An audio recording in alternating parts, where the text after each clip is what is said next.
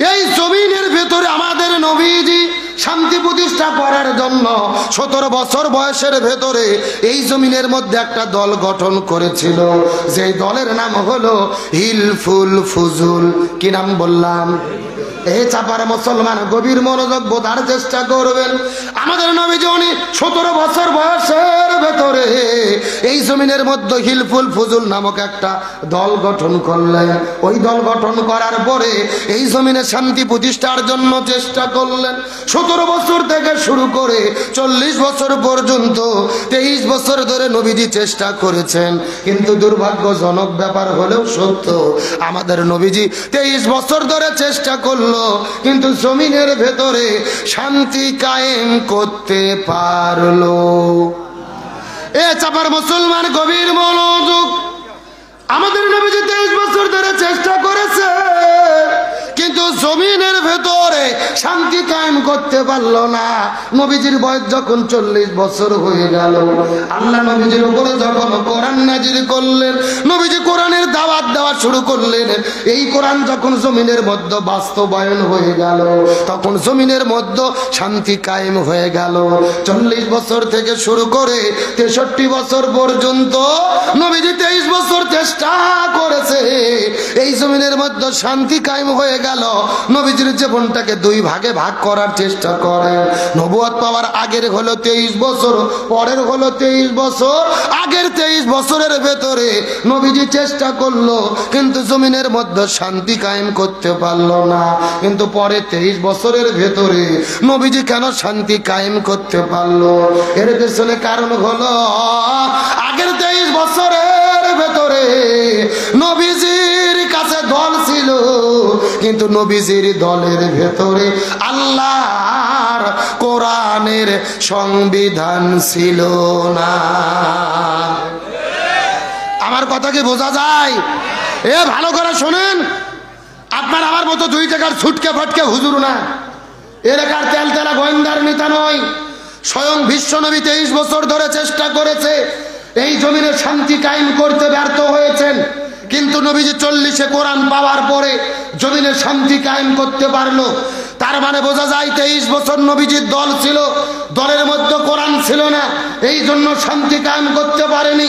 তার মানে বর্তমানে বাংলাদেশে যেই দলগুলো শান্তি কায়েমের জন্য বড় বড় বক্তব্য দিচ্ছে, ওই দলের দ্বারা শান্তি কায়েম সম্ভব নয়, যেই দল আল্লাহর কোরআনের সংবিধান দিয়ে পরিচালিত হয় না। কথা কি ক্লিয়ার না ভেজাল আছে? কেন ভাই, যেই দল নিজেরাই কোরআন দিয়ে চলে না, ওদের নিজেদের মধ্যে তো মারামারি করে দলাদলি করে কুপকার। কথা কন, কথা কন। এই যে গত 3 দিন আগে দেখলাম একটা নেতা, বিশাল একটা তাফসীর মাহফিলের প্রধান অতিথি, মাথার টুপি নাই, মুখের মধ্যে দাড়ি নাই, পায়ের মধ্যে জুতো পরে এরকম কোরআনের মাহফিলে এসে বক্তব্য দিচ্ছে। আমাদের নবীর নাম হচ্ছে, আমাদের নবীর নাম হচ্ছে হচ্ছে হচ্ছে 2 মিনিট জিকির করতেছে, অথচ নবীর নাম বলতে পারতেছে না। চিন্তা করেন, তাফসীর মাহফিলের প্রধান অতিথি, অথচ নবীর নাম বলতে পারে না। আমার মনে বলে এগুলো কিয়ামতের আলামত। এরা আবার মঞ্চে উঠে বক্তব্য দেয় যে কোরআনের সাথে রাজনীতির কোনো সম্পর্ক নাই। নাউজুবিল্লাহ বলবেন না? আমার মনে বলে, যারা বলে কোরআনের সাথে রাজনীতির সম্পর্ক নাই, আমি মনে করি তাদের সাথেই কোরআনের সম্পর্ক নাই। তাদের সাথে যদি কোরআনের সম্পর্ক থাকতো, এমন বক্তব্য দিতে পারতো। আল্লাহর কোরআন বলছেন লিকুল্লি তিবিয়ানান, এটা এমন একটা কিতাব, যেই কিতাবের ভেতরে রান্নাঘর থেকে শুরু করে সংসদ পর্যন্ত যা কিছু লাগবে আমি সব কিছু কোরআনে লিপিবদ্ধ করেছি। আল্লাহু আকবার বলেন। আমার মনে বলে, যারা বলে কোরআনের সাথে রাজনীতির সম্পর্ক নেই, আর যারা মঞ্চে উঠে নবীর নাম বলতে পারে না, মাহফিলের প্রধান অতিথি সাজে, আমার মনে বলে এদের গলা ধাক্কা দিয়ে মঞ্চ থেকে নেমে দেওয়া দরকার। গভীর মনোযোগ ভালো করে বোঝেন। আপনি যদি মুসলমান হন, নামাজ রোজা হজ যাকাত যেমন ফরজ, তেমনি রূপে এই জমিনে দ্বীন কায়েমের আন্দোলন করাও ফরজ। আল্লাহর কোরআন বলেছেন ওয়াতাসিমু বিহাবলিল্লাহি জামিয়াম ওয়ালা তাফাররাকু, তোমরা যদি মুসলমান হও আল্লাহর রশিকে ঐক্যবদ্ধভাবে আঁকড়ে ধরো। আল্লাহর কোরআন বলেছেন ওয়ালতাকুম মিনকুম উম্মাতুন ইয়াদউনা ইলাল খায়র ইয়ামুরুনা বিল মারুফ ওয়া ইয়ানহাউনা আনিল মুনকার। মুসলমান দল যদি হয় তারা ভালো কাজের আদেশ করবে, অন্যায় কাজে বাধা দেবে, এই রকম দল তোমাদের অবশ্যই থাকতে হবে। আল্লাহর কোরআন বলেছেন আল্লাযীনা ইম্মাক্কান্নাহুম ফিল আরদি আকামুস সালাহ ওয়া আতামুজ যাকাত ওয়া আমারু বিল মারুফ ওয়া নাহাউ আনিল মুনকার। মুসলমান দল যদি ক্ষমতায় যায় চারটি কর্মসূচি বাস্তবায়ন করবে। 1 নম্বর নামাজ বাধ্যতামূলক করবে, 2 নম্বর যাকাত ভিত্তিক অর্থনীতি কায়েম করবে, 3 নম্বর ভালো কাজ চালু করবে, 4 নম্বর মন্দ কাজ বন্ধ করবে। ক্ষমতায় যাওয়ার পরে এই 4 কর্মসূচি বাস্তবায়নের ঘোষণা যারা দেবে ইমানদার মুসলমান হিসেবে তাদের পক্ষেই আমাদের থাকতে হবে। বক্তব্য কি আব্দুল সালাম যুক্তিবাদী না আল্লাহর? সূরা হজ আয়াত নম্বর 41। তার মানে রাজনীতি যদি করাই লাগে কিসের রাজনীতি করব? দল যদি করাই লাগে কিসের দল করব? তার কারণ বাংলাদেশে যেগুলো চলে এই কোরআনের মধ্যেই রয়েছে আসল রাজনীতি, আর বাংলাদেশে যেগুলো চলে এগুলো হলো পিয়াট নীতি আর দুর্নীতি। তাহলে চিৎকার করে বলেন শান্তির জন্য কি লাগবে?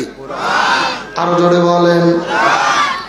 এই জন্য আল্লাহ সুবহানাহু ওয়া তাআলা বলেন ওয়ামান আরাদু আন যিকরি ফাইন্না লাহু মাঈশাতান দানকা ওয়া নাহশুরুহু ইয়াওমাল কিয়ামাতি আমা।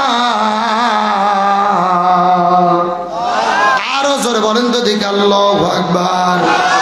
সূরা তাহা 16 নম্বর 19 নম্বর পৃষ্ঠার 13 নম্বর লাইন 124 নম্বর আয়াতে কারিমা তাফসীর ইবনে কাসিরের মধ্য থেকে বলতেছি আল্লাহ তাআলা ডাকতে বলে হে পৃথিবীর মুসলমানেরা, তোমরা যদি জমিনের মধ্যে শান্তি পেতে চাও, ব্যক্তি পরিবার সমাজ রাষ্ট্র রান্নাঘর থেকে শুরু করে সংসদ ভবন পর্যন্ত কোরআন বাদ্য যারা জীবন পরিচালনা করবে এদের জীবনে কোনো শান্তি থাকবে না, বরং মাঈশাতান দনকা, তাদের জীবনটা আমি আল্লাহ তাআলা অশান্তিতে ভরে দেব। আর যারা জীবনে কোরআন মেনে চলবে না ওই কিয়ামতের ময়দানে আমি আল্লাহ তাদের 2 চোখকে অন্ধ করে হাসরের ময়দানে অন্ধকার কানা করে আল্লাহর সামনে উত্তোলিত করা হবে। নাউজুবিল্লাহ বলেন। যারা কোরআন মেনে চলবে না তাদের জীবনে অশান্তি দেবে কে? আর হাসরের ময়দানে তাদের কানা করে অন্ধ করে কে উঠাবে? তারা চিৎকার করে বলে শান্তির জন্য কি লাগবে? এই জন্য আল্লাহর কোরআন বলছেন ফামান তাবিয়া হুদাইয়া ফালা খাউফুন আলাইহিম ওয়ালা হুম ইয়াহজানুন। লক্ষ্য করেন এই যে আপনারা এখানে লিখে দিয়েছেন আব্দুল সালাম যুক্তিবাদী। আমি যুক্তিতে কিছু কথা আপনাদেরকে বুঝাই। মনে করেন বাংলাদেশের ঢাকা শহরে বিশাল বড় একটা পানির ট্যাঙ্কি আছে। যেরকম কিসের ট্যাঙ্কি? ওই ট্যাঙ্কি থেকে বাংলাদেশের 64টা জেলায় পাইপ দিয়ে দিয়ে পানি সাপ্লাই দেওয়া হয়। কিন্তু ঢাকা শহরে যে পানির ট্যাঙ্কি আছে ওই ট্যাঙ্কির ভেতরে একটা মরা বিড়াল মরিয়ে পচে গন্ধ উঠে আছে। আমার কথা কি বোঝা যায়? এখন একটা পাইপ আস্তে আস্তে আস্তে আস্তে আপনাদের চাপাই ভূমস্তাপুরেও চৌডালাতেও এসেছে। এখন বলেন তো পাইপ দিয়ে যেই পানি বের হচ্ছে ওই পানি ভালো না গন্ধ? আরো জোরে বলেন। এখন গন্ধানা পানি বের হওয়ার পরে চাপায় যত হুজুর আছে ইমাম মজ্জিন খতিব মুফতি মুহাদ্দিস সব আলেমদেরকে ডেকে বলা হয়েছে এই হুজুরের গোষ্ঠীরা এই যে গন্ধানা পানি বের হচ্ছে তোমরা ফু দিয়ে দিয়ে পরিষ্কার করো। হবে? কতক্ষণ হবে? আচ্ছা চাপায়ের হুজুর তো দূরের কথা, কাবা শরীফের ইমামও যদি ফু দেয় পানি পরিষ্কার হবে?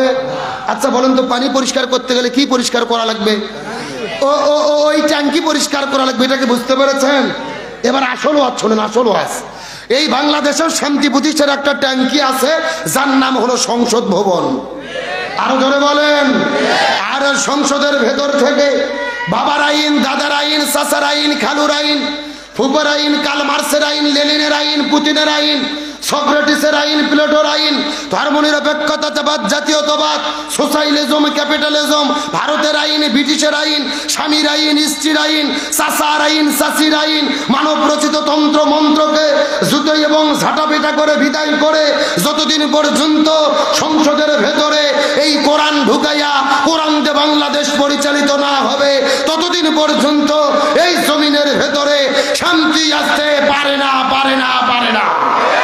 সুতরাং বাংলাদেশে শান্তি কায়েমের জন্য এই কোরআন দিয়ে বাংলাদেশ চলুক, এটাকে আপনারা চান? কারা কারা চান? দুটি হাত আল্লাহকে তুলে দেখায় দেন।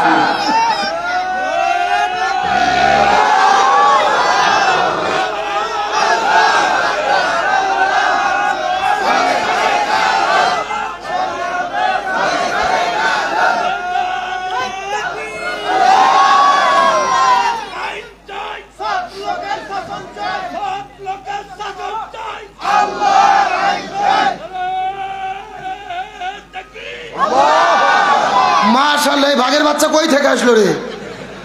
কে রে? যুবকেরা যা পারি ওই চাচা করে দেখে দিয়েছে। এ ভাই, ওকে এক কাপ চা দেন তো চাচা। ওই এক কাপ চা খাবে আর আমি গরম পানি খাবো, আমরা দুইজন ঠিক থাকলে ওয়াজ ঠিক। আলোচনা চলছে। তবে বাংলাদেশে কোরআনকে কায়েমের জন্য সব ইসলামী দলকে এক জায়গায় হওয়ার দরকার আছে না নাই? আরে ভাই, কোন জালেমের বিরুদ্ধে বক্তব্য দেবেন? আমরা হুজুররাই ঠিক নাই। এক হুজুর আর এক হুজুরের বিরুদ্ধে ফতোয়া দেয়, আর এক হুজুর আর এক হুজুরের বিরুদ্ধে ফতোয়া দেয়। আমরা নিজেরা যদি এক থাকতে পারতাম, কোন জালেম আমাদের চোখের দিকে চোখ দিয়ে কথা বলতে পারতো না। আর আমরা যদি এক না হই, স্বৈরাচার হাসিনা বলতিছে আমি সীমান্তের কাছে আছি, যে কোনো সময় শর্ট করে ঢুকে পড়তে পারি। আমরা বলতেছি ম্যাডাম আসেন, এটা তো আপনার বাবার দেশ, আপনি আসেন, আপনি শর্ট করে ঢুকবেন আর আমরা আপনাকে ফট করে আয়না ঘরে ঢুকে দেবো। এ কথা কর না কে রে? ও শর্ট করে ঢুকবে, আমরা কি ফিডার খাবো? আঙুল চুষবো? কোথায় ঢুকে দেবো? বুবু আইবা, তুমি আইবা গো, এইবার আইসা বুবু ক্ষমতা পাইবা না। যারা মুখ খুলবে না মনে করবে না এই গ্রুপের লোক। এ জোরে বলেন ঠিক। বুবু আইবা, তুমি আইবা গো, এইবার আইসা বুবু ক্ষমতা পাইবা না। খোঁজ নেই বুবু কাদের কাকার, অবস্থা খারাপ দরবেশ বাবার, আগুন আঙ্কেল এখন সামনে আসে না। নেতা কর্মী সব জেলের ভেতর, বুবু আছে ডরের উপর, কখন জানি আসে গ্রেফতারি পরোয়ানা। বুবু আইবা, তুমি আইবা গো, এইবার আইসা বুবু ক্ষমতা পাইবা না।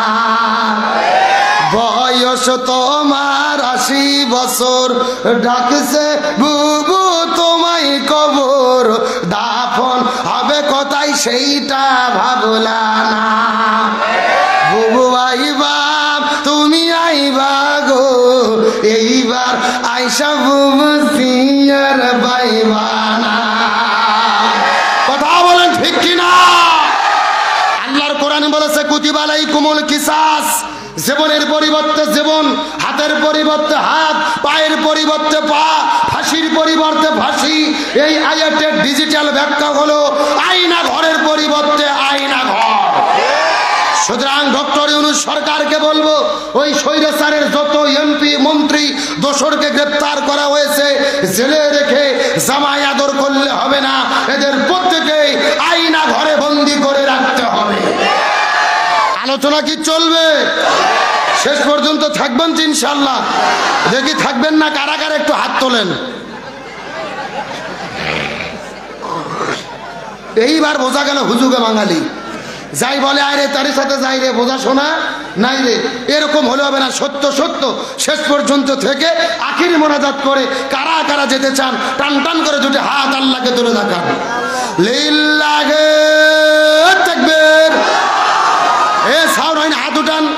এ মুরব্বি মুরব্বি মুরব্বি হাত উঠান দেখে ছেলে। হ্যাঁ সবাই সবাই একটু গলা ঠেকা দেন তো দেখে।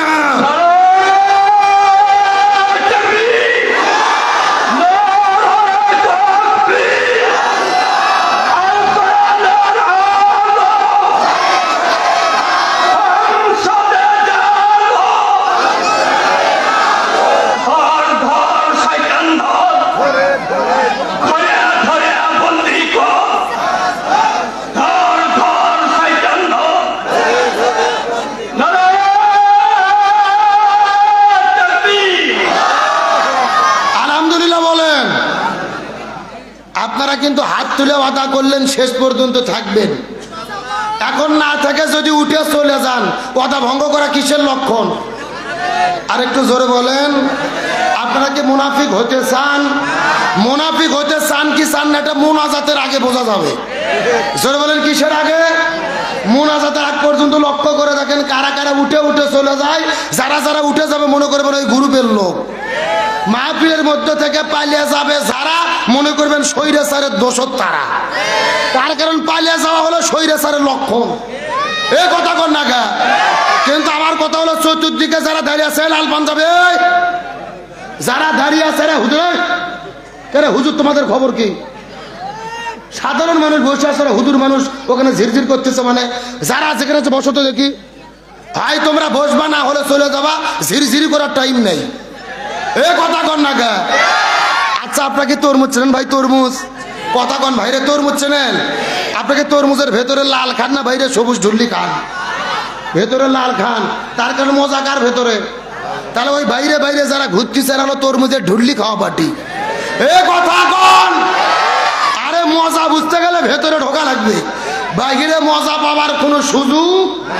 আমরা দেখি ওরা বসতে পারি কিনা। আল্লাহ তাআলাদের বসার তৌফিক দিক বলে আমিন। আসেন আলোচনার দিকে। চিৎকার করবেন, আল্লাহ যে আমাদেরকে সৃষ্টি করেছেন, আল্লাহর একটা উদ্দেশ্য আছে না নাই? উদ্দেশ্যটা কি? আল্লাহ বলেন, ওমা খলাকতুল জিন্না ওয়াল ইনসা ইল্লা লিয়াবুদুন। আমি মানুষ এবং জিনকে সৃষ্টি করেছি আমার ইবাদত করার জন্য। সুবহানাল্লাহ বলেন। আজকের আলোচনার মেইন টপিক হলো আল্লাহর কাছে সবচেয়ে প্রিয় ইবাদত কোনটি, আল্লাহর কাছে সবচেয়ে প্রিয় আমল কোনটি। তার কারণ হলো আপনাদের এই চাপাইয়ের মানুষের ধারণা নামাজ পড়ার নাম ইবাদত, হজ করার নাম ইবাদত, জিকির করার নাম ইবাদত, নামাজ রোজা হজ যাকাত অবশ্যই ইবাদত। তবে আল্লাহর কাছে সবচেয়ে প্রিয় ইবাদত হলো এই জমিনের ভেতরে কোরআন বিজয়ের আন্দোলন করা, একামতে দিনের কাজ করা, কোরআন প্রতিষ্ঠার আন্দোলন করা। গভীর মনোযোগ লক্ষ্য করেন। এখন আপনাদের মনের মধ্যে প্রশ্ন জাগতে পারে, হুজুর এটা আপনি কেমন ওয়াজ করলেন? সারা জীবন আমরা ওয়াজ শুনেছি নামাজ রোজা হজ যাকাত এগুলো হলো আসল ইবাদত, আর আপনি বলতেছেন কোরআন প্রতিষ্ঠার আন্দোলন এটা হলো আসল। এর কারণ কি? আমি যে যুক্তিগুলো দেই মাথার মধ্যে ঢুকানোর চেষ্টা করবেন। চিৎকার করে বলেন, বাংলাদেশে তাবলীগ নামে একটা দল আছে না নাই? মসজিদে মসজিদে যাই, মানুষদেরকে দিনের পথে ডাকে, ভাই নামাজ পড়েন, বহুত ফায়দা, বহুত নেকি। আচ্ছা বলেন তো তাবলীগের কি কোনো বিপদ আছে? নাই। আচ্ছা বলেন তো বাংলাদেশে জিকির পার্টি আছে না নাই? কথা কয় না বাঙালি রে। আরে ভাই বাংলাদেশে যত জিকির চলে, এত জিকির পৃথিবীর কোন দেশত চলে না। যেই রকম পীর ওই রকম তরিকা, ওই রকম জিকির আছে না নাই? আমি কি দু একটা বলবো? আল্লাহ রলি খাজা বাবা, বিশ্বের রলি খাজা বাবা, ফরিদপুরের কেবলা জাগান তোমার জন্য কান্দে বাবা, লক্ষ জাকের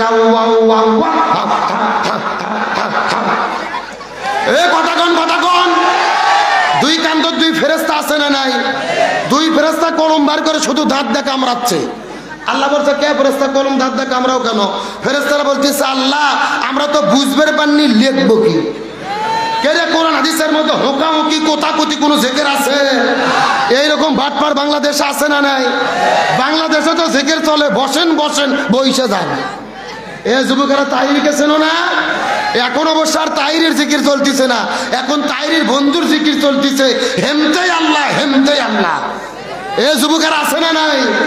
মুর্শিদ আমার জুরি সাকি মহিমা জানে, গলার মালা বানাইয়া ধীরে ধীরে টানে, হেমতেই আল্লাহ, হেমতেই আল্লাহ। আমার তো মনে বলে জুতো দিয়ে এদেরকে চাপা পিঠে সোজা করে দেওয়া দরকার। এ কথা কর না কে? কেন হেমতেই আল্লাহ, ও আল্লাহ, এগুলো কি জিকির না ফাজলামি? আরে ভাই জিকির হলো ফরজ ইবাদত।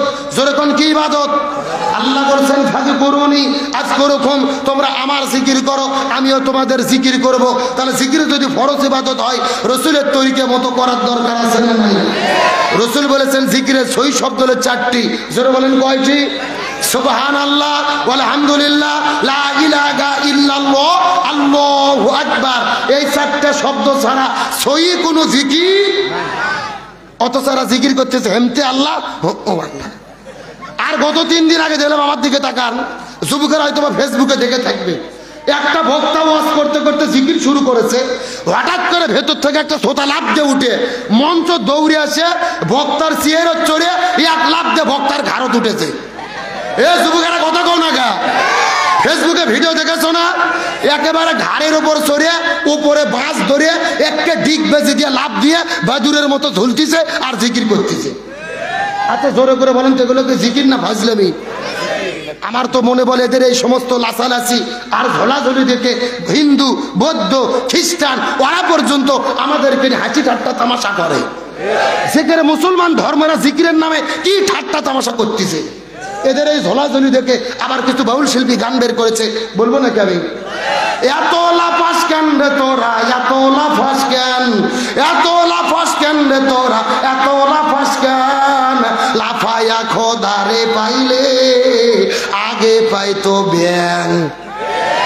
বলতেছে লাভ মারে মারে যদি আল্লাহর কাছে যাওয়া যেত তে মানুষের আগে ব্যাং আল্লাহর কাছে যেত।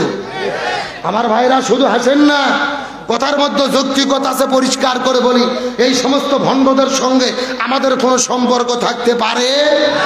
আছেন? জিকির সম্পর্কে কথা বলা আমার উদ্দেশ্য নয়, আমি নির্দিষ্ট সাবজেক্টে কথা বলি। তাহলে বলেন তো দেখি, জিকিরের নামে যারা ভণ্ডামি করতেছে এদের কি কোনো বিপদ বাংলাদেশে আছে? আচ্ছা জোরে কোন, বাংলাদেশে নামাজ পড়লে কি বিপদ হয়? হজ করলে বিপদ হয়, যাকাত দিলে বিপদ হয়, রোজা রাখলে বিপদ হয়, একটা মাত্র ইবাদত করলে বাংলাদেশে বিপদ হয়। আপনারা কি গবেষণা করে বলতে পারবেন ওই ইবাদতের নাম কি? গভীর মনোযোগ, ভালো করে বোঝার চেষ্টা করেন। এই বাংলাদেশে নামাজ পড়লে বিপদ হয় না, হজ করলে বিপদ হয় না, যাকাত দিলে বিপদ হয় না, জিকির করলে বিপদ হয় না। এই বাংলাদেশে একটা ইবাদত করলে বিপদ হয়। এই বাংলাদেশে তারাই বিপদে পড়ে যারা জমিনের ভেতরে কোরআন বিজয়ের আন্দোলন করে। আর এই জন্যই আল্লাহর কাছে সবচাইতে প্রিয় কোরআন বিজয়ের আন্দোলন করা।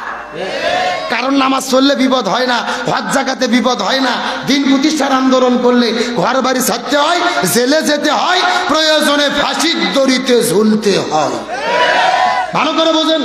আমি আপনাদেরকে একটা তথ্য দেই, আমাদের নবী রমজান মাসে 16 দিন রোজা রেখেছে। জোরে বলেন কয় দিন?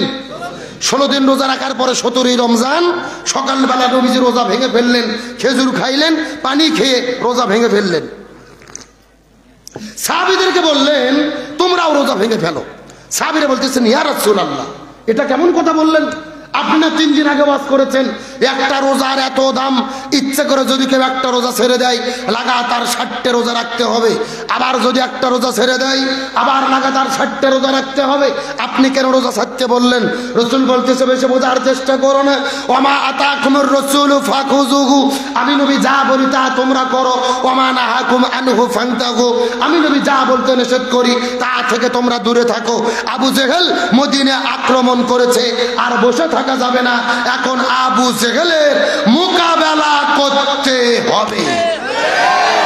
তার মানে বোঝা গেল রোজা রাখা ইবাদত, কিন্তু রোজার চাইতেও দামি ইবাদত হলো এই জমিনে কোরআন বিজয়ের আন্দোলন করা। আমার বন্ধুগণ, মুসলমান ভাইরা গভীর মনোযোগ, কোনো দিকে নজর নাই, কোনো দিকে তাকাতাকি নাই। ছোট্ট করে একটা দৃষ্টান্ত দেওয়ার পরে আপনাদের মধ্য থেকে বিদায় নিয়ে চলে যাওয়ার চেষ্টা করব। আমাদের নবীজির চাচা সাহাবী হানজালা নতুন বিবাহ করার পরে বউটাকে নিয়ে যখন তিনি বাসর ঘরের মধ্যে চলে গেছে, ওই বাসর ঘরের মধ্যে বইয়ের সঙ্গে প্রেম ভালোবাসা মহব্বত চলতেছিল। ফুলসজ্জা রাত যখন পার করতেছিল, এমন সময় গভীর রজনীতে মদিনার গলি থেকে কে যেন চিৎকার করে ডেকে ডেকে ডাক দে বলে কুতিলা মুহাম্মদ, কুতিলা মুহাম্মদ। মুসলমানদের নবী উহুদের প্রান্তরে শহীদ হয়ে বিদায় নিয়ে চলে গেছে। নবীজির কথা শোনার পরে হানজালা এই কথা শোনার পরে বাসর ঘরের মধ্যে থেকে দৌড়ে বের হলে এক দৌড়ে চলে গেলেন কূপের মধ্যে গোসল করার জন্য। যখন কূপের মধ্যে থেকে পানি উত্তোলন করেছেন, হাতের মধ্যে পানি নিয়ে শরীরে যখন পানি ঢেলে দেবে, এমন সময় মদিনার গলি থেকে কে যেন আবার চিৎকার করে ডেকে বলে, কুতিলা মুহাম্মদ, কুতিলা মুহাম্মদ, মুসলমানদের নবী বিদায় নিয়ে চলে গেছে। এই কথা শোনার পরে হানজালা রাদিয়াল্লাহু তাআলা ওই পানির মগটা কূপের মধ্যে ফেলে দেওয়ার পরে এক দৌড়ে চলে গেলেন বাসর ঘরের ভেতরে, হাতের মধ্যে তরোয়াল নিয়ে বাসর ঘর থেকে বের হয়ে যখন দৌড়ানো শুরু করবেন, পেছন দিক থেকে তার বিবি হাতটা টেনে ধরে ডাক দে বলে, ওগো পানির স্বামী আপনি কোথায় চলে যাচ্ছেন? হানজালা ডাক দে বলে, উহুদের প্রান্তরে চলে যেতে চাই। বিবি ডাক দে বলে, স্বামী গো, আপনি যুদ্ধ করতে যাবেন আমার কোনো আপত্তি নেই, কিন্তু আপনার তো ফরজ গোসল বাকি, আপনি ফরজ গোসল বেঁধে রেখে কেমন করে যুদ্ধের ময়দানে চলে যাবেন? আপনার শরীরটা তো অপবিত্র। ওগো পানের স্বামী, আপনি ভুল বুঝবেন না, আগে গোসল করে পবিত্র হন, তারপরে আপনি চলে যান জিহাদের ময়দানে, আমার কোনো আপত্তি নাই। এমন সময় হানজালা ডাক দিয়ে বলে, বিবিরি, আমি যদি গোসল করতে করতে সময় পার করে ফেলি, আর মুসলমানদের নবী উহুদের প্রান্তরে যদি শহীদ হয়ে যায়, আল্লাহ যদি হাসরের ময়দানে আমাকে জিজ্ঞেস করে ডাক দে বলে, হানজালা মুসলমানদের নবী শহীদ হয়ে গেল, তুমি বাসর ঘরের মধ্যে কেমন করে সময় পার করলা, আমি তখন আল্লাহর কাছে কেমন করে জবাব দেব? লিল্লাহ তাকবীর। মুসলমানদের নবী যদি বিদায় নিয়ে চলে যায়, আর আল্লাহ যদি হাসরের ময়দানে আমাকে জিজ্ঞেস করে ডাকতে বলে, হানজালা রে তুমি কেমন করে বাসর করে সময় পার করলে, তখন আমি আল্লাহর কাছে কেমন করে জবাব দেব? এই কথা বলার পরে হানজালা হাতের মধ্যে তরোয়াল নিয়ে এক দৌড়ানো শুরু করলেন। দৌড়াইতে দৌড়াইতে যখন তিনি উহুদের প্রান্তরে চলে গেছে, যাওয়ার পরে লক্ষ্য করে দেখে যুদ্ধ শুরু হয়ে গেছে। হানজালা রাদিয়াল্লাহু তাআলা ওই জায়গার মধ্যে যুদ্ধ শুরু করলেন। ফজরের আজান দিয়ে দিল, ফজর নামাজ তিনি পড়তে পারলেন না। একদিকে তার ফরজ গোসল বাকি, আর একদিকে ফজর কাজা হলো, জোহর কাজা হলো, আসরটাও কাজা হয়ে গেল।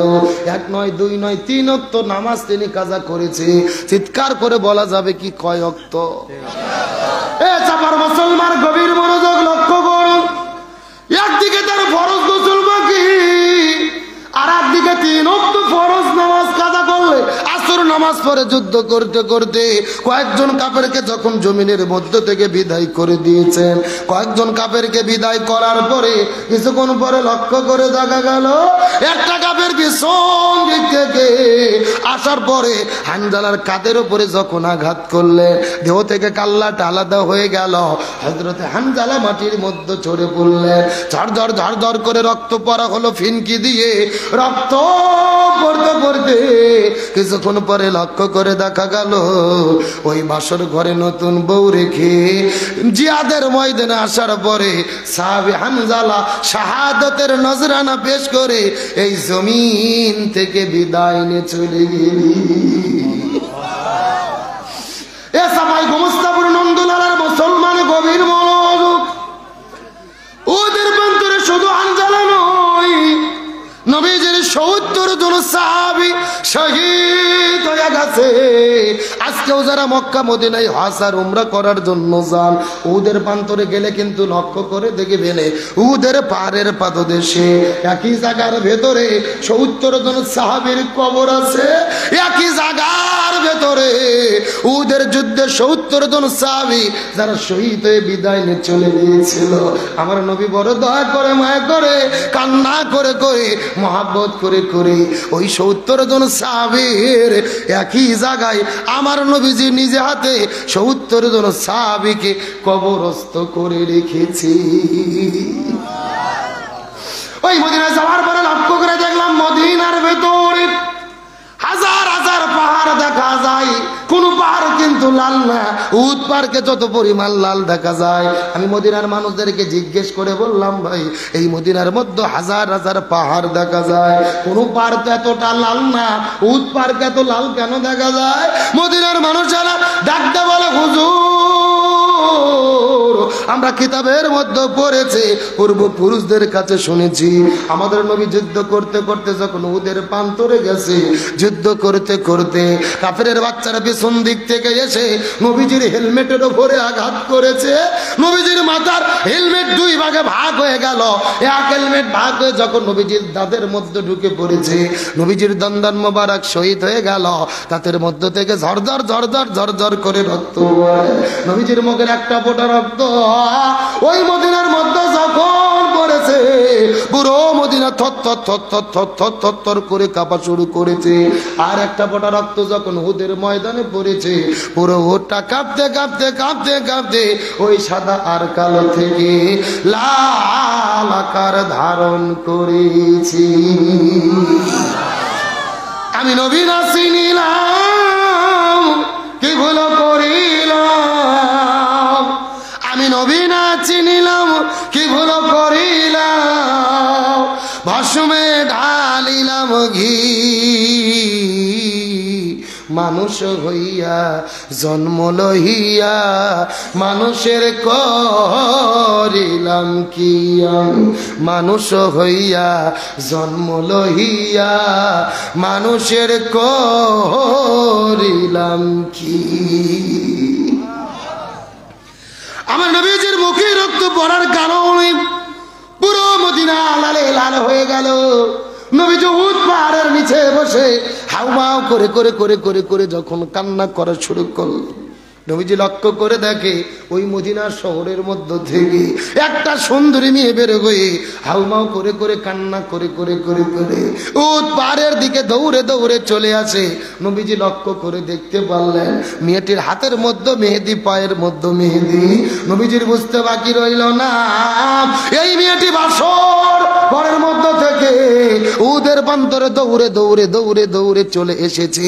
নবী আস্তে করে যাওয়ার পরে মেয়েটিকে জিজ্ঞেস করে বলে, মা তুমি বাসর ঘরের মধ্য থেকে উহুদের প্রান্তরে কেন দৌড়ে চলে এসেছো? মেয়েটি কান্না করতে করতে বলে, ইয়া রাসূলুল্লাহ, আপনি কি আমাকে চিনতে পেরেছেন? আমি তো সেই মেয়ে গতকালকে বিকেল বেলা আপনার চাচা হানজালার সঙ্গে আপনি যেই মেয়েটিকে বিবাহ করে দিয়েছিলেন। ওগো নবীজি, আপনার কি মনে পড়ে গতকালকে বিকেল বেলা আপনার চাচা হানজালার সঙ্গে আপনি যেই মেয়েটিকে বিবাহ করে দিয়েছিলেন? আপনার চাচা বিয়ে করার পরে আমাকে নিয়ে যখন বাসর ঘরের মধ্যে চলে গেছে, বাসর ঘরে প্রেম ভালোবাসা মহব্বত চলতেছিল, এমন সময় বাহির থেকে কোথায় থেকে যেন আসাতে চিৎকার করে সবাই ডেকে বলে, ফানান, যুদ্ধ শুরু হয়ে গেছে, কুতিলা মুহাম্মদ, কুতিলা মুহাম্মদ, মুসলমানদের নবী বিদায় নিয়ে চলে গেছে। এই কথা যখন আমার স্বামী বাসর ঘরের মধ্যে শুনেছে, আমাকে বিছানার মধ্যে রাখার পরে হাতের মধ্যে তরোয়াল নিয়ে এক দৌড়ে ওদের প্রান্তরে এসেছে। ওগো নবীজি, যুদ্ধ করতে করতে করতে কিছুক্ষণ আগে আমি শুনতে পেরেছি আমার স্বামী জমিনের মধ্য থেকে বিদায় নিয়ে চলে গেছে, আমার স্বামী শাহাদাত বরণ করেছে। কিন্তু নবীজি, আপনি আমাকে ভুল বুঝবেন না, আমার প্রতি ভুল ধারণা করবেন না। আমার স্বামী বিদায় নিয়ে চলে গেছে, এই জন্য আমি কোনো কান্না করি না। আমার কান্না করার কারণ হলো আমার স্বামীর ফরজ গোসল বাকি। ও নবী, আপনাকে বলতে এসেছি, আপনি একটা আমার স্বামীর জন্য গোসলের ব্যবস্থাটা করে দেবেন।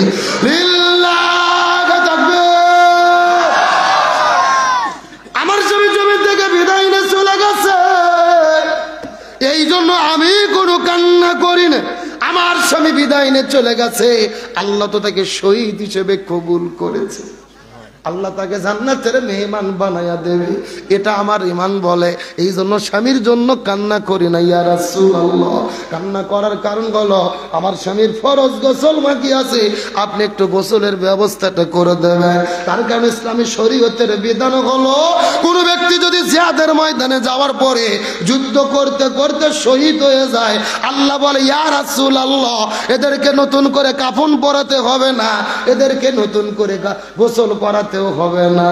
আল্লাহর জমিনে দিন কায়েমের আন্দোলন করতে গিয়ে যারা শহীদ হয়ে যাবে, এদেরকে রক্ত মাখা জামা দিয়ে কবরের মধ্যে আপনি দাফন করে দেবেন। তার কারণ মানুষগুলো রক্ত মাখা জামা নিয়ে হাসরের ময়দানে আল্লাহর কাছে তারা শহীদদের কাতারে দাঁড়ায়া যাবে।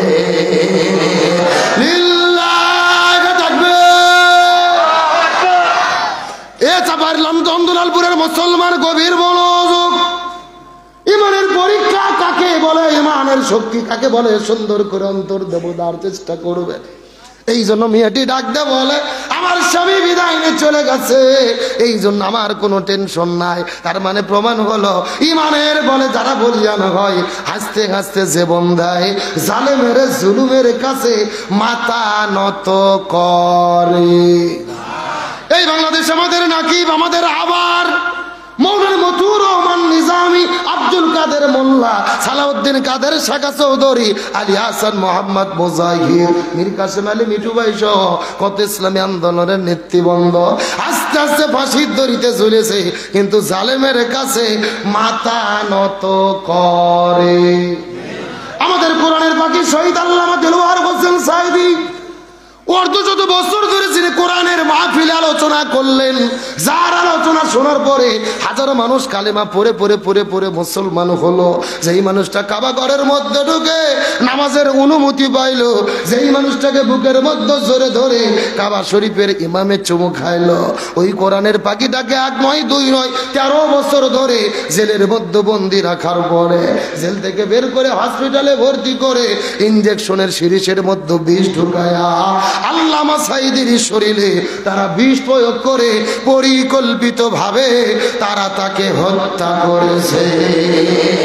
কথা বলেন ঠিক কিনা? ওই কোরআনের পাখি শহীদ আল্লামা দেলোয়ার হোসেন সাঈদী, কি তার অপরাধ ছিল, কি তার অন্যায় ছিল? 13 বছর জেলে বন্দি রেখে হসপিটালে ভর্তি করে তাকে ইনজেকশনের সিরিজ দিয়ে হত্যা করেছেন। তার প্রমাণ এই আল্লামা সাঈদীকে হসপিটালে ভর্তি করে যেই ডাক্তারকে চিকিৎসা করার দায়িত্ব দিয়েছিলেন তার নাম হলেন ডাক্তার মোস্তফা জামান। এই ডাক্তার কোন ডাক্তার? যেই ডাক্তার 2013 সালে শাহবাগের গণজাগরণ মঞ্চে দাঁড়িয়ে স্লোগান দিয়েছিল, ছতে সাঈদী তুই রাজাকার, তুই রাজাকার, রাজাকারের ফাঁসি চাই। যেই লোকটা আল্লামা সাঈদীর ফাঁসি চাইলো, ওই লোকটাকে দিল চিকিৎসা করার দায়িত্ব। আমাদের বগুড়ার ভাষায় বলে শিয়ালের কাছে ছাগল বাগি। ওই হসপিটালের 2টা নার্স বলেছেন, এই ডাক্তার মোস্তফা জামান যখন আল্লামা সাঈদীর শরীরে ইনজেকশন পুশ করেছে, তার কিছুক্ষণ পরে আল্লামা সাঈদী মৃত্যুর কোলে ঢলে পড়েছে। তার মানে বোঝা গেল আল্লামা সাঈদীর মৃত্যু কোনো স্বাভাবিক মৃত্যু ছিল না, এটা পরিকল্পিত হত্যাকাণ্ড। সুতরাং বর্তমান ডক্টর ইউনূস সরকারকে বলবো, ওই কোরআনের পাখি আল্লামা সাঈদীকে পরিকল্পিত ভাবে মৃত্যুর দিকে যারা ঠেলে দিয়েছে, এদের প্রত্যেককেই গ্রেফতার করে ফাঁসির দড়িতে ঝোলাতে হবে। কিন্তু আল্লাহর কি খেলা, আল্লাহর কি ফয়সালা? আল্লামা সাঈদীকে তারা ভারতের ইশারায় হত্যা করলো। তারা চেয়েছিল আল্লামা সাঈদীর মাহফিলে লক্ষ লক্ষ লোক হয়, সাঈদীকে হত্যা করলে আর কারো মাহফিলে লক্ষ লক্ষ লোক হবে না। কিন্তু আল্লাহর কি খেলা, আল্লামা সাঈদী মাহফিলে আসলে লোক হইতো 1 লাখ, আর এখন আজারি মাহফিল করলে লোক হচ্ছে 25 লাখ। আল্লাহু আকবার বলেন। এগুলো কার ফয়সালা? জোরে বলেন কার খেলা? এই যে এই মাসেরই ফেব্রুয়ারি মাসের 22 তারিখে আপনাদের চাপাই নবাবগঞ্জে মাহফিল করতে আসবে আজহারি ভাই। আপনারা কি খবর জানেন? আজহারি মাহফিলে আসবে চাপায়ে। আজহারি মাহফিলের কথা শুনে আপনাদের চাপায়ে 2 জন ব্যক্তির ঘুম হারাম। জোরে কোন কয়জন? একটা হলো হারুন আর একটা হলো পাপিয়ে। আমি শুনলাম ওরা 2 জন নাকি স্বামী স্ত্রী। ঘটনা কি ঠিক? আপনাদের চাপাই তো বাড়ি, আপনারা সত্য বলতে পারবেন, এরা কি স্বামী স্ত্রী? আজহারি চাপাই আসবে, এই খবর শুনে হারুন আর পাপিয়ার ঘুম হারাম। সারাদিন শুধু জিকির করতেছে আজহারি আজহারি আজহারি। আমি চিন্তা করি কে রে, এদের 2 জনের মনে হয় রাতের বেলা ঘুম হয় না, মানে রাতের বেলা ঘুম পাড়তে পারতে আজহারি আজহারি জিকির করে। পাপিয়া কি বলেছে? বলেছে আজহারি 5 বছর ধরে খাইতে পারেনি, মালয়েশিয়া থেকে খাবার জন্য দেশে এসেছে। আর হারুন কি বলেছে? হারুন বলেছে আজহারি হলো জামাতের প্রোডাক্ট, জামাত সমাবেশ করতেছে, আজহারি যে ভোট চাচ্ছে জামাত শোডাউন করতেছে, আর জামাত নাকি আজহারির মাহফিলকে কেন্দ্র করে চাঁদা আদায় করতেছে। যখন কি আদায়? বলতেছে ব্যাংক থেকে চাঁদা তুলতেছে, চাল আদায় করতেছে, লাভ আদায় করতেছে। এই পাগল জানেও না চাঁদা কাক কয়, কালেকশন কাক কয়, আর হাদিয়া কাক কয়। এ কথা কর না কে? এই যে এই তাফসীর মাহফিল আপনারা করেছেন, আমি আপনাদের থেকে টাকা তুললাম, কমিটি কয়েকদিন আগ থেকে কালেকশন করছে না? এখন বরং তো তাফসীর মাহফিলের জন্য টাকা তোলা এটা কি চাঁদা বলে? এক নেতা আবার বক্তব্য দিয়েছে, আমরা নিলে হয় চাঁদা, ওরা নিলে হয় হাদিয়া। পাগলে কি না বলে, ছাগলে কি না খায়। এ কথা কর না কে? আমরা হারুন আর পাপিয়াকে বলতে চাই, আজারি কোনো দলের লোক নয়, কোনো দলের প্রোডাক্ট নয়। আজারি হলো বাংলাদেশের 18 কোটি মানুষের সম্পদ। আজারিকে দলের ট্যাগ লাগাবেন না। আপনারা বলেছেন আজারি মাহফিলে গিয়ে ভোট চাই, আজারি কি জামাতের পক্ষে কোনো কথা বলছে? ভোট চাইছে।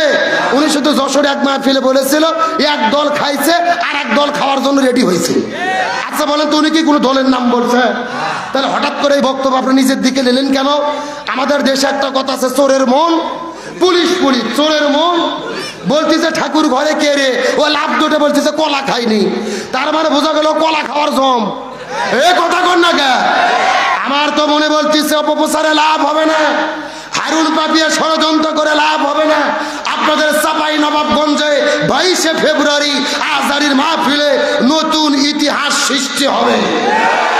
অন্তত 25 থেকে 30 লক্ষ মানুষ এই চাপাইয়ের মাহফিলে আসবে। চাপাইয়ের ইতিহাসে এত বড় সমাবেশ কখনো হয়নি। সেই বিশ্ব রেকর্ড চাপাইবাসী করতে প্রস্তুত হয়েছে। তার কারণ এই মাহফিল শুধু চাপাইয়ের মাহফিল না, এটা রাজশাহী বিভাগীয় মাহফিল। রাজশাহী, নওগাঁ, বগুড়া, নাটোর, জয়পুরহাট সব জেলার লোক এই মাহফিলে আসবে। আমার তো মনে বলে আজারির মাহফিল হওয়ার পরে হয়তো হারুন স্ট্রোক করতে পারে। কথা কর না কে? হারুন পাপিয়া স্ট্রোক করে পড়ে যাবে। আমরা বলতেছি জ্বলনে উঠলে পাগলা মলম লাগাও, আলেমদের বিরুদ্ধে লেগো না। একদল আলেমদের বিরুদ্ধে লেগে কোনো মতো হেলিকপ্টার চড়ে পালিয়ে গেছে। এখন যারা নতুন করে আলেমদের বিরুদ্ধে লাগবে, পালানোর মতো সময় পাবে না। আমরা পরিষ্কার করে বলি, আজারির মাহফিলে লক্ষ লক্ষ মানুষের সমাবেশ প্রমাণ করতেছে, এই কোরআনের গণজোয়ার প্রমাণ করে আগামীর বাংলাদেশ হবে কোরআনের বাংলাদেশ। আগামীর বাংলাদেশ ইসলামের বাংলাদেশ। আগামীর বাংলাদেশ আলেমদের বাংলাদেশ। ওই দিনের জন্য কারা কারা প্রস্তুত আছেন? দুটি হাত আল্লাহকে তুলে দেখান।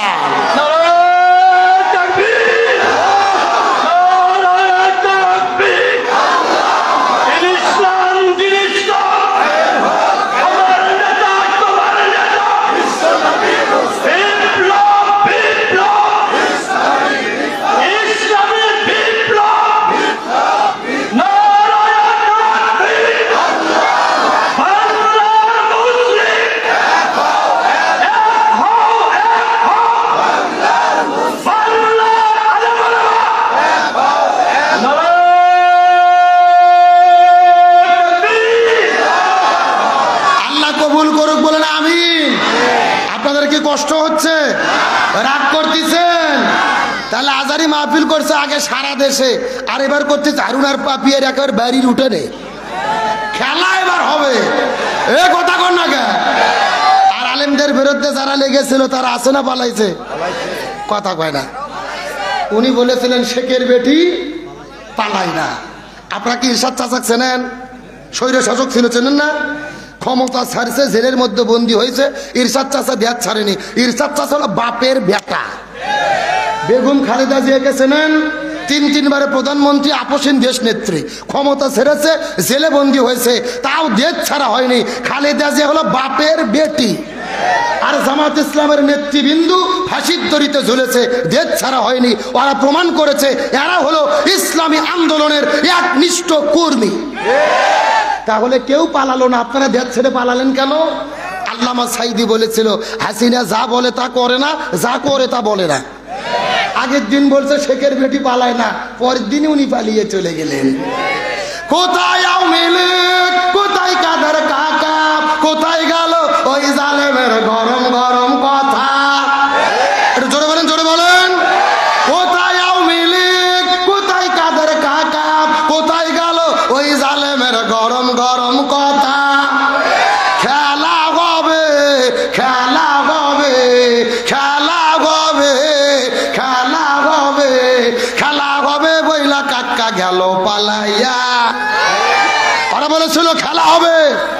এই ডায়লগ কে দিয়েছিল? এ যখন কি কাদের কাদের আমার ভাইরা আসার জন্য বলি নাই। এই ওবায়দুল কাদের মানুষের অন্তর যত জ্বালা দিয়েছে, এত জ্বালা বাংলাদেশে কোনো নেতা দেয়নি। ওরা বলেছিল খেলা হবে, কিন্তু আসল খেলা শুরু হলে খুঁজে পাওয়া গেল।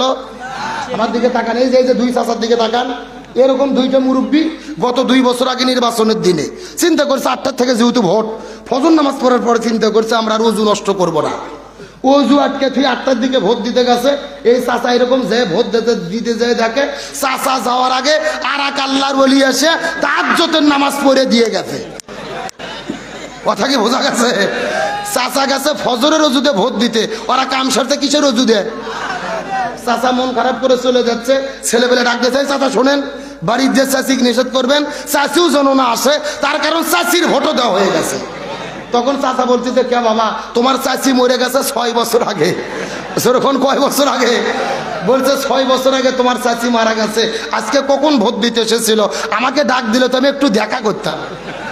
আমার ভাইরা আসার জন্য বলিনি, এটা আমাদের বগুড়ের খবর। আপনাদের চাপায়ের খবর কি? একই খবর। তার মানে বোঝা গেল গত 16 বছরের রিয়েল নির্বাচন যদি হতো, নিরপেক্ষভাবে জামাত বিএনপির প্রার্থী মাঠে থাকতে পারতো, ওরা এমপি মন্ত্রী হওয়া তো দূরের কথা, একটা মেম্বার পর্যন্ত হতে পারত না। আর বিনা ভোটে এমপি মন্ত্রী হয়ে কাজ পায় না, কোরআনের মাহফিল বন্ধ করে। এখন আসো, যেমন বহু মাহফিল বন্ধ করেছো, এখন মাহফিলে যদি কেউ বাধা দিতে আসে পিঠের চামড়া থাকবে না। আলোচনা কি চলবে? তাহলে চিৎকার করে বলেন, ওই যে আপনার সাহাবী হানজালার কি গোসল বাকি? আরো ধরে বলেন। জি, এই আলোচনাটা আমি অবশ্যই আপনাদের মধ্যে করব, তবে এখন যদি অনুমতি দেন আমি মহিলাদের জন্য 2 মিনিট কিছু বলবো। বলার দরকার আছে না নাই? এ সবার মুসলমান গভীর মনোযোগ লক্ষ্য করে বোঝার চেষ্টা করবেন।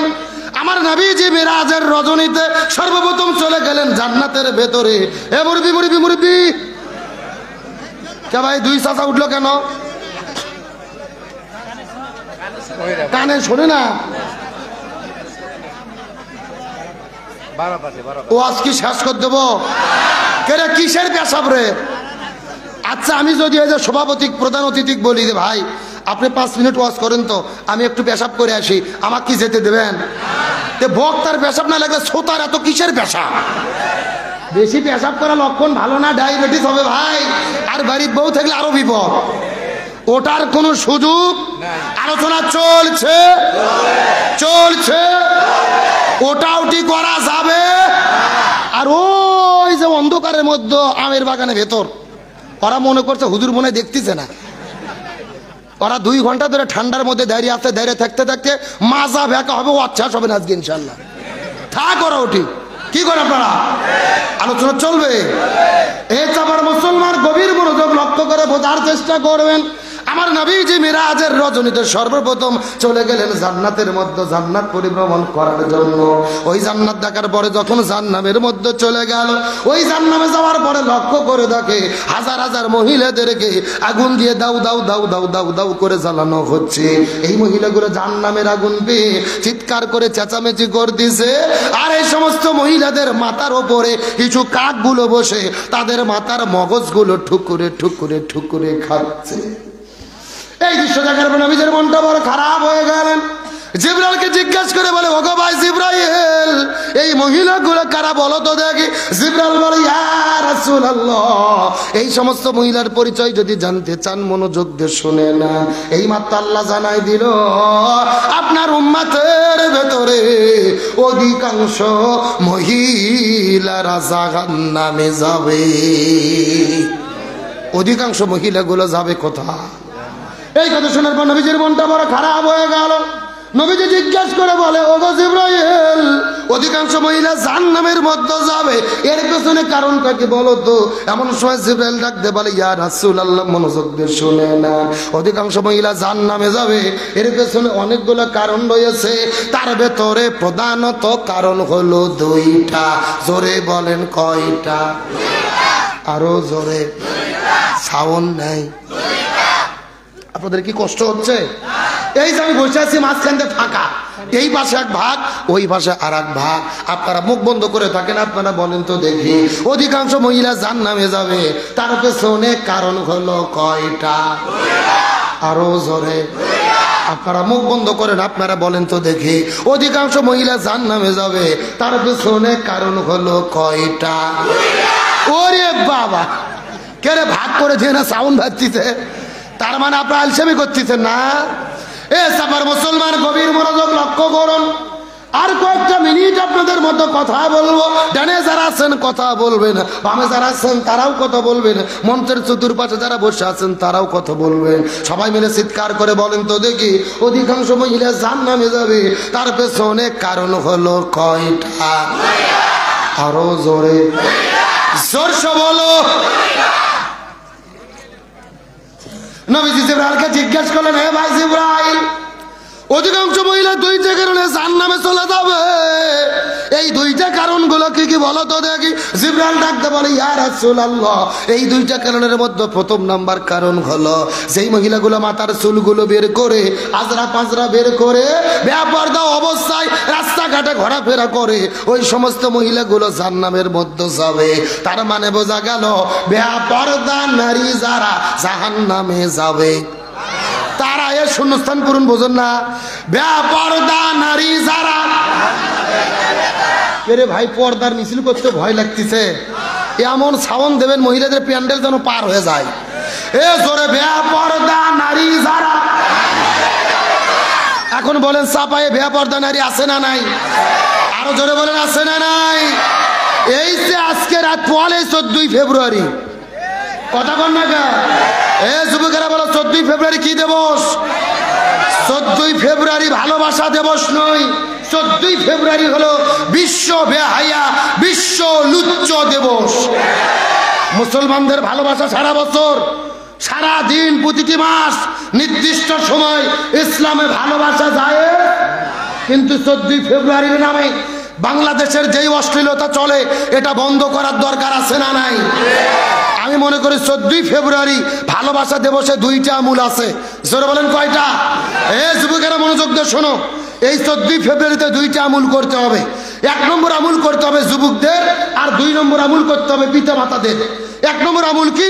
প্রত্যেকটা যুবকদেরকে বলবো, তোমরা যারা সিঙ্গেল কমিটির সদস্য আছো, এখনো বিয়েও করনি, প্রেমও করনি, আগামীকালকে 14ই ফেব্রুয়ারি হাতের মধ্যে 8 হাতে করে একটা লাঠি নিয়ে রাস্তায় রাস্তায় দাঁড়িয়ে যাবা।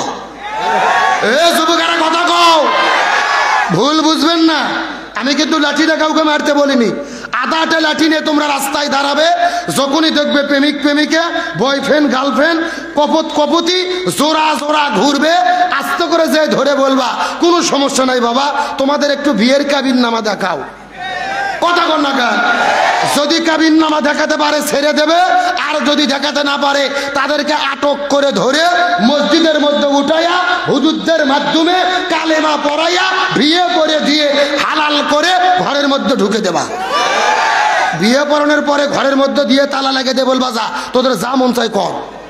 তার কারণে বিয়ের আগে যা করলে গুনাহ হয়, বিয়ের পরে তা করলে সওয়াব হয়। সুবহানাল্লাহ কর। যে তোমাদের যদি এতই ভালোবাসার দরকার, যে বিয়ের পরে করো। এই আপনারা কি আমার কথার সঙ্গে একমত? সুতরাং যুবকদেরকে বলতে চাই, বাংলাদেশ নতুন করে স্বাধীন হয়েছে, ইহুদি খ্রিস্টানদের কোনো দিবসের নাম দিয়ে এই বাংলার জমিনে আর কোনো অশ্লীলতা চলতে দেওয়া হবে না। তাহলে 1 নম্বর গেল যুবকদের আমূল, আর 2 নম্বর হলো পিতামাতার আমূল।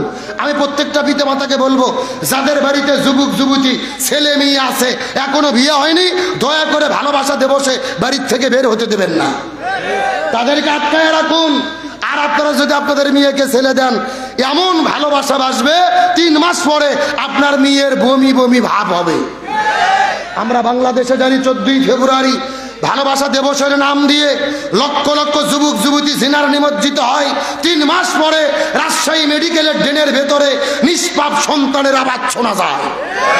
তার কারণ 14ই ফেব্রুয়ারি ইহুদি খ্রিস্টানদের দিবস।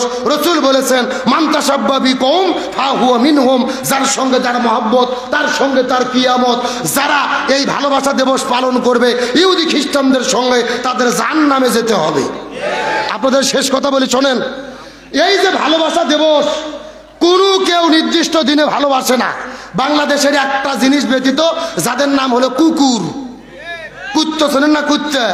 এই কুত্তগুলো কিন্তু 14ই নির্দিষ্ট দিনে নির্দিষ্ট সময় ভালোবাসে। এই মাসটার নাম কোন মাস? কার্তিক মাস। জোর বলেন কোন মাস? কার্তিক মাস যখন আসে, স্কুল কলেজ ভার্সিটি বাদ দেন, আরা জঙ্গল হতে ঘাটে রাস্তায় সব জায়গায় কুকুর জোড়া লেগে লেগে প্রেম করে। আজ থেকে 3 মাস আগে কুমিল্লার কিছু তাবলিগের ভাই আমাদের এলাকাতে এসেছে, আর 2টা কুকুর এমন ভাবে ভালোবাসা শুরু করেছে, হুজুররা শুধু দেখে বলতেছে সে সে সে, কিন্তু কুকুরগুলো কোনো কথা শুনে না, ডাসের লাগান চাই আছে। আমি আস্তে করে কুকুরের কাছে বললাম, কে রে কুকুর, তোদের কি লজ্জা শরম নাই? প্রেম প্রীতি করবি তোর আরা জঙ্গল হতে ঘাটে কর, সদ রাস্তায়। কুকুরগুলো আমার চোখের দিকে চোখ দিয়ে বলতে চাচ্ছে, হুজুর শুধু আমাদেরটাই দেখতেছেন, শুধু আমাদেরটাই ভুল ধরতেছেন। কুকুরগুলো বলতেছে 14ই ফেব্রুয়ারিতে স্কুল কলেজ ভার্সিটিতে যারা জোড়া জোড়া লাগে প্রেম করে, কুকুরগুলো বলতেছে আমরাও যা করাও তাই, আমরাও যা। এই জন্য বলছি 14ই ফেব্রুয়ারি কোন ভালোবাসা দিবস না, এটা কাতি মাসে কুত্ত দিবস। আমি যখন বলবো 14ই ফেব্রুয়ারি, আপনারা বলবেন কাতি মাসে কুত্ত দিবস, বলতে পারবেন না। যারা বলবে না মনে করবেন এই গ্রুপের লোক। 14ই ফেব্রুয়ারি কুত্ত দিবসের 2 গালে, লুচ্চ দিবসের 2 গালে। আপনাকে মন খারাপ করলেন? বর্তমানে আলোচনাটা আজকে করা জরুরি ছিল। তাহলে চিৎকার করে বলেন বেপরদা নারী যারা। এই কথা শোনার পর আমার নবীজি বড় মন খারাপ করলেন। রাসূলকে জিবরাইলকে জিজ্ঞেস করে বলে, ও ভাই জিবরাইল, 2টা কারণে অধিকাংশ মহিলারা জাহান্নামের মধ্যে যাবে। 1 নম্বর হলো বেপরদা নারী, 2 নম্বর কারা জাহান্নামে যাবে বলো তো দেখি। জিবরাইল বলে, ইয়া রাসূলুল্লাহ, 2 নম্বর হলো ওই সমস্ত মহিলাগুলো যেই মহিলাগুলো স্বামীর খেদমত করে না, স্বামীর কথা মতো চলে না, স্বামীর আনুগত্য করে না, এই সমস্ত মহিলাগুলো জাহান্নামের মধ্যে যাবে। তার মানে বোঝা গেল স্বামীর অবাধ্য স্ত্রী যারা জাহান্নামে যাবে। আমার কথা কি বোঝেন নাই? চিৎকার করে বলেন বেপরদা নারী যারা, স্বামীর অবাধ্য স্ত্রী যারা। এখন বলেন স্বামীর অবাধ্য স্ত্রী গোমস্তাপুর আছে না নাই? শোনেন, আমি চাপায়ের মহিলাদের খবর খুব ভালো জানি। যেই স্বামী বউয়ের কথা মতো চলে, ওই বউ বলে আমার স্বামী সোনা ময়না কলজা টিয়ে পাখি, এর মতো ভালো স্বামী দেশত নাই। কিন্তু যেই স্বামী বউয়ের কথা মতো চলতে চায় না, ওই স্বামী ওই বউ স্বামীকে বাড়ির থেকে হেজরত করে বাপের বাড়ি চলে যায়। এইরকম বউ আছে না নাই? কার কার বউ এরকম করে হাত তোলেন তো দেখি। একজনও নাই, সবার বউ তো রাবেয়া বসরি। আমার দিকে তাকান, গভীর মনোযোগ। তার মানে তারা নিজেরা রাষ্ট্রপতি সেজে স্বামীকে চালাতে চায়, কিন্তু স্বামীর অধীনে চলতে চায়। কিন্তু বলেন তো, পরিচালক কি স্বামী হবে না স্ত্রী হবে? আল্লাহর কোরআন বলেছে আর রিজালু কাওয়ামুনা আলান নিসা, পরিচালক কোন নারী হতে পারবে না, স্ত্রী হতে পারবে না, পুরুষদেরকে পরিচালক হতে হবে। কার কথা? ভালো করে বোঝেন। এই যে 1 মাস আগে আমেরিকাতে নির্বাচন হলো, ভাই কি খবর? আর 10 মিনিট ওয়াজ করবো, বসেন তো আপনি, কোনো টেনশন নাই, বসেন, একসাথে যাবো। কি করেন আপনারা? গভীর মনোযোগ। আজ থেকে 1 মাস আগে আমেরিকাতে নির্বাচন হলো। যেই নির্বাচনে আমেরিকাতে রাষ্ট্রপতি হয়েছে আধা পাগলা ডোনাল্ড ট্রাম্প। কি পাগলা? এটা আমার কথা নয়, বিরোধী দলটা বলেছিল ডোনাল্ড ট্রাম্পকে তোমরা ভোট দিও না, তোমরা আধা পাগলা ডোনাল্ড ট্রাম্পকে ভোট দিও না। এই ডোনাল্ড ট্রাম্পের বিরুদ্ধে যিনি ভোটে দাঁড়িয়েছিল বিশ্ব সুন্দরী কমলা হ্যারিস, কিন্তু আমেরিকার লোকজন আধা পাগলা ডোনাল্ড ট্রাম্পকে ভোট দিয়ে রাষ্ট্রপতি বানাইছে, বিশ্ব সুন্দরী কমলা হ্যারিসকে ভোট দেয়নি। আমেরিকার লোক প্রমাণ করেছে আধা পাগলা ডোনাল্ড ট্রাম্প ভালো, তা বিশ্ব সুন্দরী কমলার জ্বালা ভালো না। আমেরিকার লোক ইহুদি খ্রিস্টান হয়ে বুঝলো রে, আর আমরা বাংলাদেশের 90% মুসলমান বুঝলাম না। স্বাধীনতার 54 বছর পার হয়ে গেল, আমরা ঘুরে ফিরে নারীর হাতে ক্ষমতা তুলে দিলাম। ভালো করে বোঝেন, রাসূল বলেছেন যদি কোনো নারীর প্রধান, পরিবারের প্রধান যদি নারী হয়, ওই পরিবার পৃথিবীতে জাহান্নাম। আর যদি কোনো দেশের রাষ্ট্রপতি প্রধানমন্ত্রী নারী হয়, ওই দেশে কখনো শান্তি আসতে পারে না। সুতরাং পরিচালক কোনো নারী নয়, পুরুষদেরকে হতে হবে। কার কথা? সুতরাং আমরা যা করেছি ভুল করেছি। আগামী নির্বাচনে এই বাংলাদেশে আর কোনো নারীকে প্রধানমন্ত্রী দেখতে চাই না। আগামীতে পুরুষ প্রধানমন্ত্রী কারা কারা দেখতে চান? দুটি হাত আল্লাহকে তুলে দেখা।